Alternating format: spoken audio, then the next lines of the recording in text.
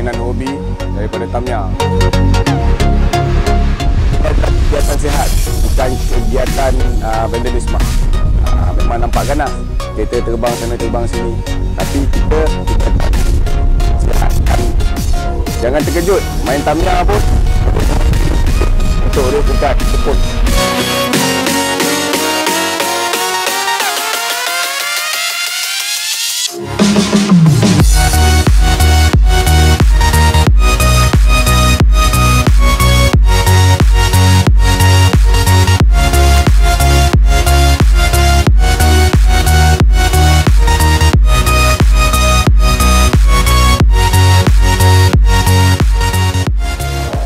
Saya Abdul Hakim Misnan, saya cikgu SMK Jalan Kota Tinggi dan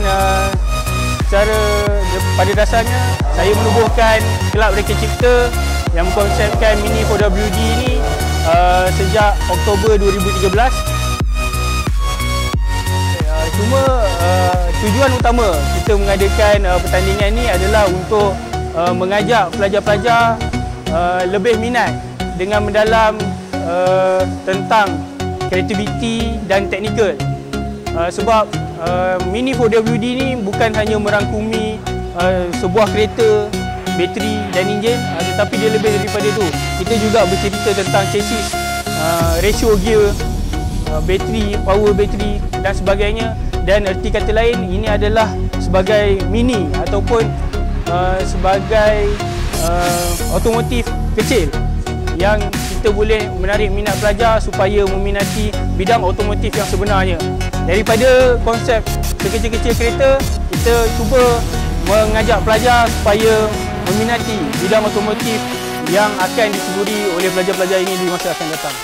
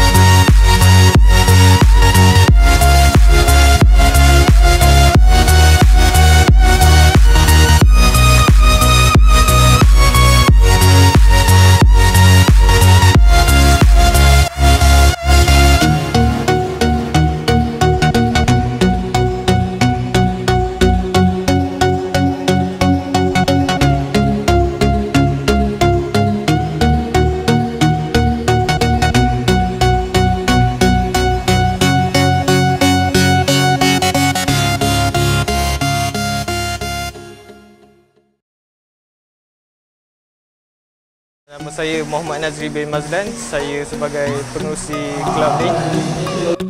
Saya peserta Johor School Open 3 pada tahun 2016. Objektif kelab ni adalah untuk mencongkel minat pelajar ke arah automotif.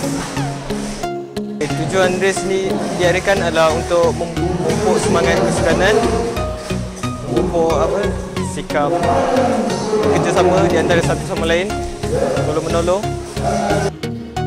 Kebaikan dia, kita boleh eratkan silaturahim.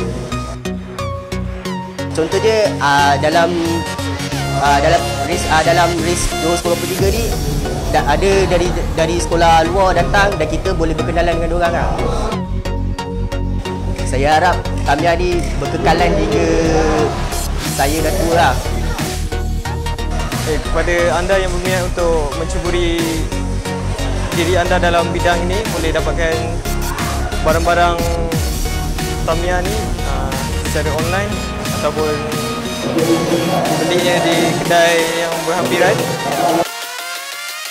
Kalau boleh Tamiya ni biarlah peringkat umur semua boleh main.